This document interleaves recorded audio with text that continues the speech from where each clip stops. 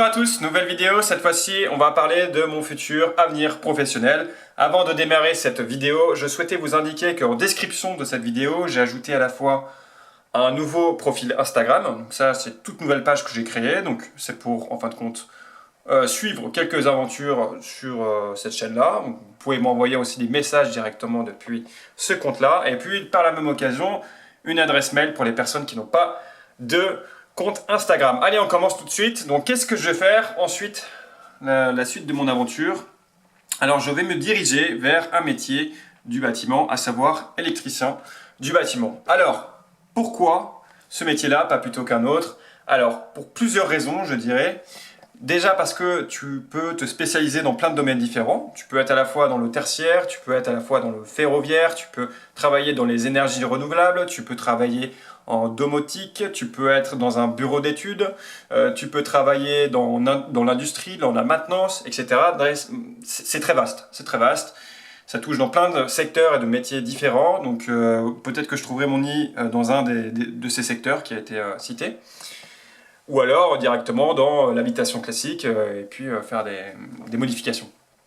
Il y a de ça, et puis ensuite pour d'autres raisons, c'est que il y a toujours cet aspect visuel et concret qu'on retrouve en tant que développeur front-end, qu'on va retrouver aussi en électricité, c'est-à-dire que moi j'ai besoin de voir un résultat assez rapidement. J'aime bien ça. J'ai besoin de me dire tout de suite, bah voilà, je vois l'erreur, je vois l'anomalie, je vois le problème en question, et puis il y a aussi les schémas électriques, c'est aussi très visuel, donc tu vois, tu t'adaptes en fonction du schéma, etc. Et de ça, et puis la troisième raison, c'est que je sais que moi, quand j'étais beaucoup plus petit, j'aimais bien bricoler, j'aimais bien aussi beaucoup réparer en fait. Dès qu'il y avait un problème que j'avais, par exemple, moi j'aimais beaucoup avoir une petite radio sur ma table de chevet, puis j'écoutais un petit peu la radio, et dès lors qu'il y avait un problème sur cette radio-là, bah, je démontais la radio et puis j'essayais de résoudre le problème moi-même. Je faisais ça, et puis je faisais un peu de construction aussi, un petit peu en bois. Je démontais pas mal aussi les PC. Ça, je pense que en vrai, quand t'es dans le dev, t'aimes bien ça. Après, il y a le monde Apple. Chacun son monde. Moi, je suis team Linux. Ouais, non, Linux, les gars, mettez-vous-y, les gars. Franchement, mettez-vous-y. Franchement, Windows. Bon, j'arrête le débat.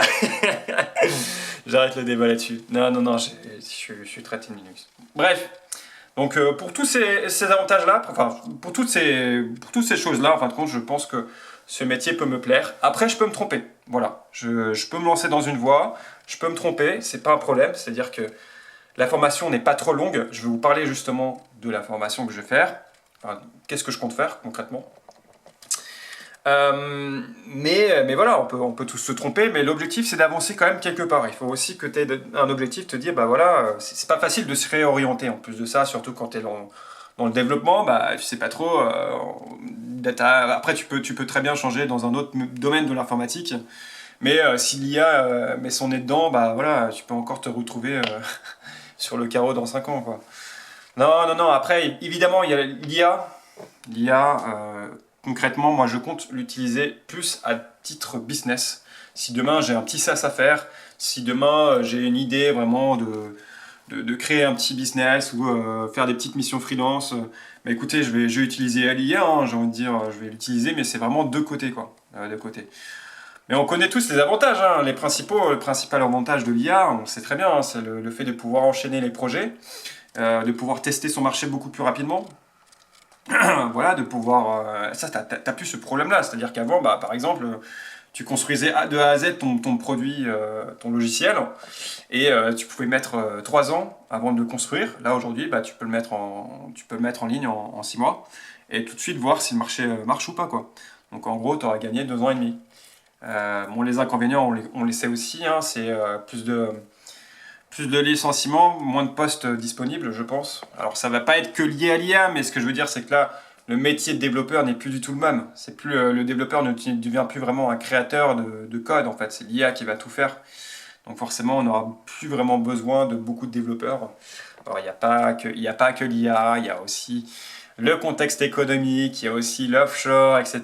Oui, il y a tous ces points-là, mais l'IA joue aussi. Elle a une part dans ce jeu-là, malheureusement. Elle a une part dans ce jeu-là. Parce que le développeur devient en fin de compte quoi? Il devient une personne qui va débugger tous les problèmes que l'IA lui aura pompé. Donc le développeur, à la fois, il va faire du prompt engineering en quelque sorte, et il va débugger. Il va faire que ces deux modèles-là. Après, je peux me tromper, mais moi, je vois plus le développeur de demain et d'aujourd'hui comme quelqu'un qui maintient quelque chose d'existant, ou alors qu'il construit de A à Z. L'expression from scratch, vous voyez, hein, le simple fait de partir d'une feuille blanche, bah ça pour moi ça va disparaître, hein, ça va plus exister. C'est-à-dire que c'est l'IA qui va tout faire un petit peu à la place du développeur. Mais voilà, il faut toujours une personne qui en fin de compte maintient quelque chose d'existant, maintient quelque chose qui a déjà été créé. Donc moi je vois demain justement le fait que beaucoup de personnes vont se pencher vers ces outils d'IA. Le vibe coding, bon, j'en sais rien, peut-être que ça peut prendre de l'ampleur demain, mais si c'est le cas, bah, ouais, tous les postes de dev sont un petit peu dans le caca, quoi. J'en sais rien, on verra ce que ça donne. On verra ce que ça donne. Mon Lovable, ouais, ça avance petit à petit. Tu peux faire quand même quelques petits projets à droite à gauche. Maintenant, il y a encore des enjeux en termes de sécurité, ça c'est indéniable. La sécurité, malheureusement, bah, ça y est pas encore, c'est pas encore le cas. Mais on verra d'ici 3-4 ans, quoi. On en reparle dans 3-4 ans, peut-être que ça changera complètement. Mais bon, c'est une petite aparté. Pour moi, ça, l'IA, je vais vraiment l'utiliser de côté, vraiment pour les petits projets. Et puis, un projet concret, c'est-à-dire le fait de me lancer dans cette carrière-là, électricien. Après, quel domaine, quelle spécialité, etc., ça, je vais le voir vraiment au fur et à mesure. Déjà pour pouvoir, en fin de compte, me dégager de l'argent un petit peu quotidiennement. Parce que là, voilà, ma situation est un petit peu compliquée. Évidemment, j'ai des petites missions freelance encore, des petites missions de dev, mais disons que c'est sur le court terme, quoi. Parfois, c'est du one shot, parce que voilà, tu délivres un résultat instantané au client et puis il est satisfait et puis basta. Puis là maintenant, ce n'est pas non plus quelque chose de super, quoi. J'ai envie de dire, faire du back office derrière sur du WordPress, c'est cool, mais ça va 2 minutes, quoi. Bref, moi j'aime bien vraiment partir d'une feuille blanche. Le from scratch, moi c'était un délire, hein. C'était ça, quoi. Je veux dire, en équipe, c'est génial parce que tu pars vraiment d'une page blanche et en 2 ans, tu construis un truc super opérationnel, un truc super utile pour des équipes, je sais pas, de n'importe quelle équipe métier. Et tu as fait ça toi-même avec ton équipe de dev, mais c'était quelque chose, quoi. C'était quelque chose. Tu te dis, waouh, tu as concrétisé vraiment un truc super utile. Et ouais, non, t'avais ce sentiment-là bah, que tu vas pas vraiment retrouver avec l'IA, parce qu'en fin de compte, c'est l'IA qui va te pomper ton truc de manière générale. Bah voilà, c'est le métier qui change, c'est comme ça. Maintenant, je compte pas faire carrière dedans. Je compte pas faire carrière dedans, parce que tu as des outils d'IA qui arrivent, qui changent tous les 6 mois, ça va à droite à gauche. C'est trop instable, c'est un marché beaucoup trop instable. Et puis voilà, la crise économique, enfin voilà, rien ne va.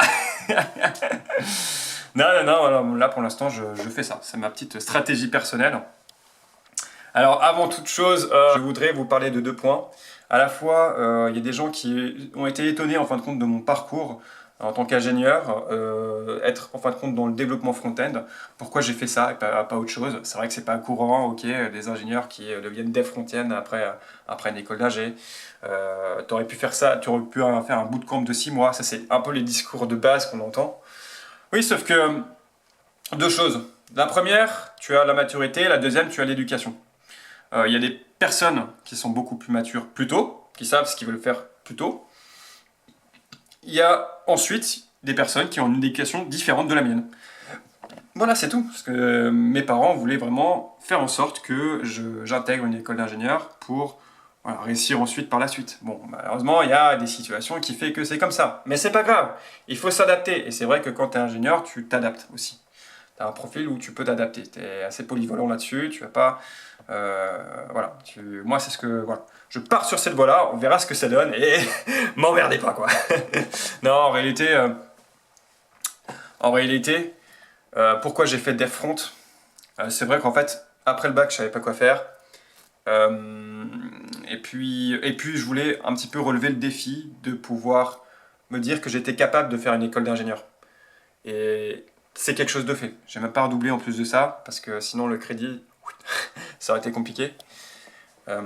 Donc c'était vraiment à titre personnel. Et puis aussi, parce que voilà, je suivais l'éducation de base en fait. L'éducation de base. Et puis voilà, j'aurais pu faire, je sais pas, chercheur, j'aurais pu faire des trucs comme ça, des trucs de malade quoi. Bah non, en fait je me suis orienté là-dedans parce que j'aimais ça. Euh, J'aimais ça et puis c'est tout quoi. Moi je vois pas l'intérêt de faire un boulot qu'on n'aime pas. Après il y a des personnes qui n'ont pas le choix de faire un boulot qu'ils n'aiment pas parce qu'ils ont des problèmes financiers et je comprends tout à fait.